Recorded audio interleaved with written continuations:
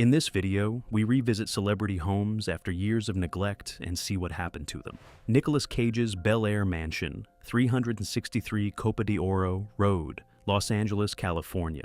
The Bel Air estate purchased for $8.5 million during Cage's spending spree that included a dinosaur skull, a haunted house in New Orleans, and 2 European castles, the IRS eventually pursuing him for $6.2 million in unpaid taxes. The mansion sold in 2009 at a loss, Cage's financial collapse proving that an Academy Award does not come with a financial advisor. Burt Reynolds' Tequesta Estate, 16,135 Jupiter Farms Road, Jupiter, Florida. The sprawling Florida compound where Reynolds lived during his peak years, the property falling into foreclosure during his financial collapse, back taxes and creditors consuming the estate. The house that represented everything Reynolds earned from Smokey and the Bandit and Deliverance sold for a fraction of its value. Mike Tyson's Ohio mansion, Southington, Ohio. The mansion with Tiger cages abandoned after Tyson's bankruptcy, pipes bursting, ceilings collapsing, mold spreading through unused rooms. Converted into a church called the Living Word Tabernacle, the house where Tyson kept tigers, now a place of worship. His separate 52-room Connecticut mansion in Farmington sold directly to 50 Cent in 2003. Johnny Cash's Hendersonville home, 200 Caudle Drive, Hendersonville, Tennessee. The lakeside estate where Cash and June Carter lived for over 30 years, the house destroyed by fire on April 10, 2007 during renovation by new owner Barry Gibb of the Bee Gees, only the stone chimney and gates surviving. The property sitting as a burned shell before being redeveloped, the house where Ring of Fire was written reduced to a chimney on a hill. Marlon Brando's Tetiaroa Atoll, French Polynesia. The private island Brando purchased in 1967, the 12 islets surrounding a pristine lagoon, the original structures falling into ruin after Brando's death in 2004. Redeveloped as the Brando, a luxury eco-resort charging $3,000 per night. The island where Brando hid from Hollywood, now charging Hollywood to hide there. Liberace's Las Vegas Mansion, 4982 Shirley Street, Las Vegas, Nevada. The flamboyant pianist's Las Vegas home with mirrored ceilings, crystal chandeliers, and a piano-shaped pool, the house deteriorating after changing hands multiple times following Liberace's death in 1987. Eventually restored by a private buyer, the piano pool still the most outrageous residential swimming pool in Nevada. O.J. Simpson's Brentwood Estate, 360 North Rockingham Avenue, Los Angeles. The Tudor-style mansion where the Bronco chase ended on June 17, 1994. The house sitting as a crime scene landmark before being purchased and demolished in 1998. The address changed and a completely different home built on the lot. The most watched address in American television history, erased from the map. Aretha Franklin's Detroit home, 7415 LaSalle Boulevard, Detroit, Michigan. The Queen of Soul's childhood home in Detroit's North End, sitting vacant and deteriorating for years. Broken windows, collapsing porch. The house where Franklin first sang in her father's church, crumbling in a city that let hundreds of historic homes fall. Designated a historic landmark in 2019. Restoration efforts underway, but incomplete. Ozzy Osbourne's Buckinghamshire Estate, Beale House, Stoke Poges, England. The English country house where the Osbournes was partly filmed. The Grade 2 listed building falling into disrepair after the Osbournes relocated to Los Angeles. The grounds overgrown, the interiors deteriorating.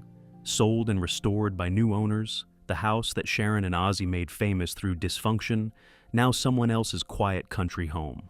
Janis Joplin's Port Arthur House, 4330 32nd Street, Port Arthur, Texas. The modest house where Joplin grew up in southeast Texas, the property falling into disrepair after decades of neglect, various owners unable or unwilling to maintain the home of Port Arthur's most famous daughter. Partially restored by fans and preservation groups, the house where Joplin learned to sing the blues in a town that did not appreciate her until she was dead. Jimi Hendrix's London flat, 23 Brook Street, Mayfair, London. The flat where Hendrix lived in 1968 and 1969, next door to the former home of composer George Friedrich Handel, the property sitting largely unchanged for decades after Hendrix's death before being carefully restored. Opened as the Handel and Hendrix in London Museum, the rare celebrity home that was saved rather than neglected, two geniuses separated by a wall and 200 years. Tupac's childhood homes, various locations, New York, Baltimore, and Marin City. The apartments where Tupac lived as a child, including the Harlem address where his mother Afeni lived, and apartments around Greenmount Avenue in Baltimore, many of the properties deteriorating or demolished. The rapper who grew up in poverty becoming the most mythologized figure in hip-hop, while the buildings that shaped him crumbled. Billie Holiday's Harlem apartment, 108th Street, Harlem, New York. The Harlem apartments where Holiday lived during her most creative period. The buildings deteriorating along with much of the neighborhood during the decades of urban decay. Some of her former addresses renovated during Harlem's gentrification. The neighborhood she sang about transformed into something she would not recognize. Buster Keaton's Italian Villa, 1018 Pamela Drive, Beverly Hills, California. The Mediterranean Revival Mansion. Keaton built in 1926 during his peak years, losing it in his divorce from Natalie Talmadge, the property passing through multiple owners, including James Mason, heavily altered and subdivided over the decades. The core structure still standing and designated a Beverly Hills historic landmark. The house the greatest physical comedian built during his greatest years, surviving in altered form. F. Scott Fitzgerald's various homes. The houses Fitzgerald and Zelda lived in across New York, Minnesota, Paris, the Riviera, and Baltimore, many falling into disrepair or being demolished. The Great Gatsby author's homes mirroring the decline he documented in his fiction.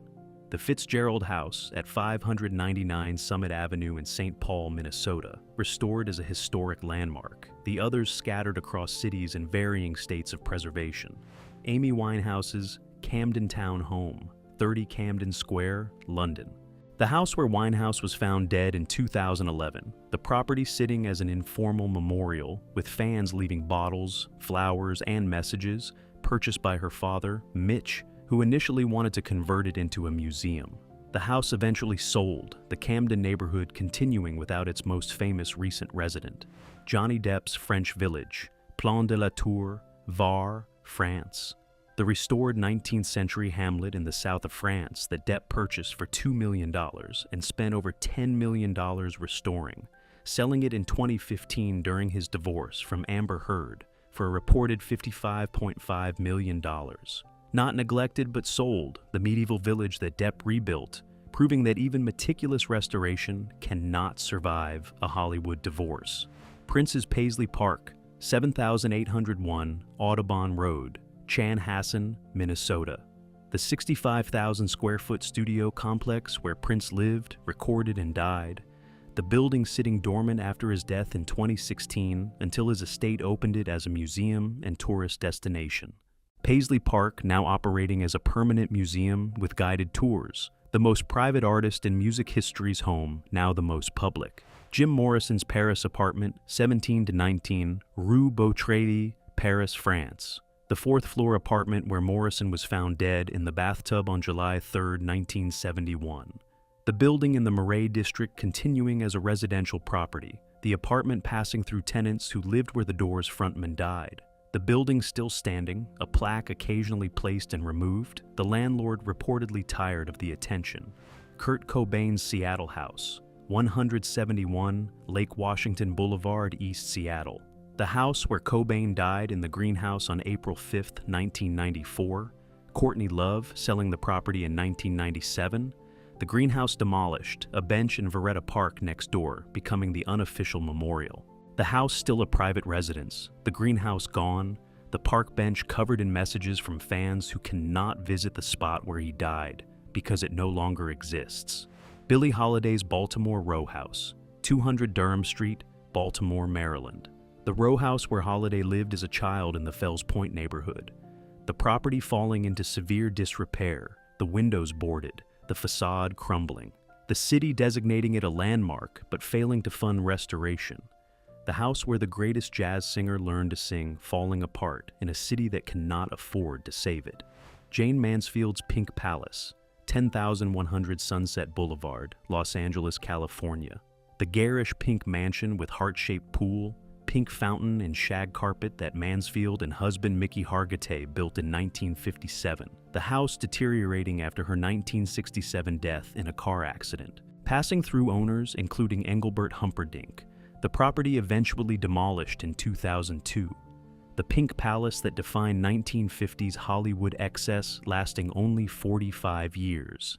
Dennis Wilson's Pacific Ocean home, various beach locations, Los Angeles. The Beach Boys drummer, whose Sunset Boulevard home hosted Charles Manson and the family before the Tate LaBianca murders, Wilson drowning at Marina del Rey in 1983. The specific properties he lived in along the coast, changing hands and being renovated. The connection to Manson, a footnote that most current owners prefer not to discuss. Howard Hughes's Las Vegas penthouse, Desert Inn, Las Vegas, Nevada. The reclusive billionaire occupying the entire 9th floor of the Desert Inn from 1966 to 1970, refusing to leave his blacked-out suite, buying the hotel when management asked him to vacate. The Desert Inn demolished in 2004 to make way for the Wynn Las Vegas, the floor where Hughes spent 4 years in darkness, replaced by a $2.7 billion resort designed to be the opposite of dark. Houdini's Laurel Canyon estate, 2,400 Laurel Canyon Boulevard, Los Angeles, California. The ruins of what was believed to be Harry Houdini's estate in Laurel Canyon, the stone foundations and terraced gardens becoming a destination for hikers and paranormal investigators. The ruins largely destroyed by fire, the connection to Houdini historically disputed. Some historians argue the magician never actually owned the property, the estate likely belonging to a different early Hollywood figure. Fatty Arbuckle's West Adams Mansion, Los Angeles, California. The mansion Arbuckle purchased during his peak earning years before the Virginia rap scandal destroyed his career. The house in the West Adams neighborhood, falling into disrepair alongside the neighborhood itself during decades of decline. The West Adams district now undergoing gentrification. The houses Arbuckle and other silent-era stars, built being restored by buyers who may not know whose bedroom they are renovating. Bob Hope's Palm Springs Estate, 1188 Southridge Drive, Palm Springs, California. The John Lautner-designed UFO-shaped house on a hilltop overlooking the Coachella Valley. The brutalist concrete structure sitting on the market for years after Hope's death in 2003. Purchased by investor Ron Burkle in 2016 for $13 million, the most architecturally significant celebrity home in the desert, finally finding a buyer after over a decade. Dean Martin's Beverly Hills home, 601 Mountain Drive, Beverly Hills, California. The house where the King of Cool lived during his final years, withdrawing from public life after his son Dino's death in a 1987 plane crash. The drapes drawn, the rooms dark. The man who made drinking look glamorous, dying alone on Christmas Day 1995. The property sold and extensively renovated. The house where Martin stopped caring about everything, rebuilt by people who cared about real estate. Doris Day's Carmel home, Carmel by the Sea, California. The reclusive final home of the actress and animal rights activist who retreated to Carmel after leaving Hollywood.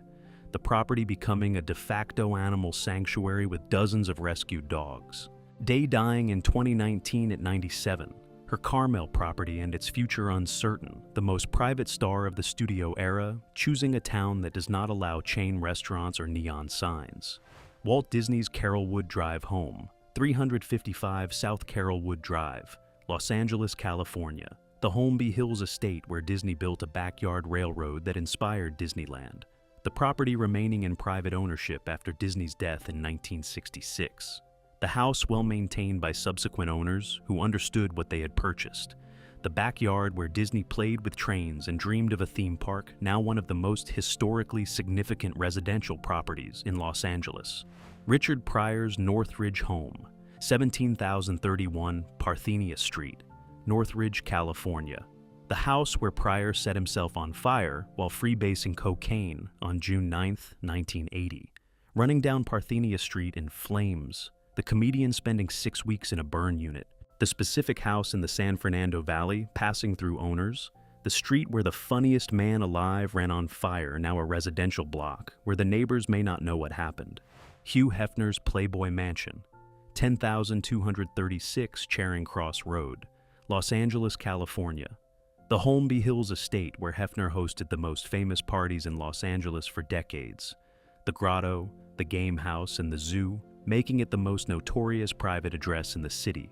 Sold in 2016 for $100 million to Darren Metropolis, with the condition that Hefner could live there until his death in 2017, the Grotto cleaned, the animals relocated, the mansion being restored to a private residence. Marilyn Monroe's Brentwood home, 12,305 Fifth Helena Drive, Los Angeles, California. The hacienda-style house where Monroe was found dead on August 4, 1962. The phone in her hand, the property passing through owners for 6 decades with minimal changes. Designated a Los Angeles Historic Cultural Monument in 2024 after a demolition permit was filed the previous year. The most famous death address in Hollywood, saved from the wrecking ball at the last moment. Rudolph Valentino's Falcon Lair, 1436, Bella Drive, Beverly Hills, California. The estate where the silent film era's greatest heartthrob lived before dying at 31. The property sitting in various states of disrepair over the decades. The hillside location making maintenance difficult. Doris Duke purchasing and neglecting it.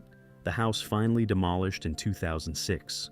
Falcon Lair existing only in photographs and the memories of an era when a man who had been dead for 80 years was still the most romantic figure in cinema. Graham Parsons' Joshua Tree, California. The Joshua Tree Inn, where Parsons died in room 8, and the surrounding desert where his body was burned by his road manager. The inn sitting in various states of upkeep over the decades. Room 8 still bookable and specifically requested by fans. The inn embracing its Parsons connection, the desert unchanged because the desert is indifferent to rock mythology. Sammy Davis Jr.'s Beverly Hills home, 1151 Summit Drive, Beverly Hills, California. The compound where the Rat Pack's most versatile entertainer hosted legendary parties. The property sitting on the market for years after his death, owing the IRS $5.2 million. Eventually sold and extensively renovated, the house that hosted Sinatra and Martin and the biggest names in entertainment rebuilt for a generation that never saw the Rat Pack perform. Phyllis Diller's Brentwood home, 163 South Rockingham Avenue, Los Angeles, California. The home of the pioneer of women's stand-up comedy, the Brentwood property sitting in the shadow of the nearby O.J. Simpson estate, Diller dying in 2012 at 95 in her sleep. The house sold after her death. The woman who made audiences laugh for 50 years dying in the same Brentwood neighborhood where tragedy made bigger headlines. Errol Flynn's Mulholland Drive estate, various locations, Hollywood Hills.